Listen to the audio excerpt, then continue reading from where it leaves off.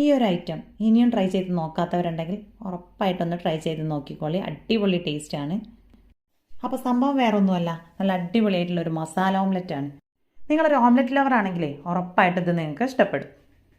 അപ്പോൾ ഇത് റെഡിയാക്കി എടുക്കാനായിട്ട് ആദ്യം തന്നെ നമുക്ക് വേണ്ടത് മുട്ടയാണ്. അപ്പോൾ ഞാനിപ്പോൾ അവിടെ 2 മുട്ട ഒരു ബൗളിലേക്ക് പൊട്ടിച്ച് ചേർത്ത് കൊടുത്തിട്ടുണ്ട്.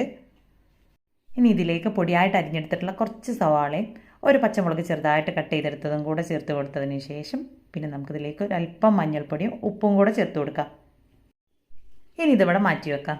ഇനി അടുത്തതായിട്ട് ഒരു പാനിലേക്ക് ഒരു 2-3 വെളുത്തുള്ളി ചെറുതായിട്ടൊന്ന് അരിഞ്ഞെടുത്തതിന് ശേഷം വെളിച്ചെണ്ണയിലേക്ക് ചേർത്ത് കൊടുത്ത് ഒന്ന് മൂപ്പിച്ചെടുക്കാം.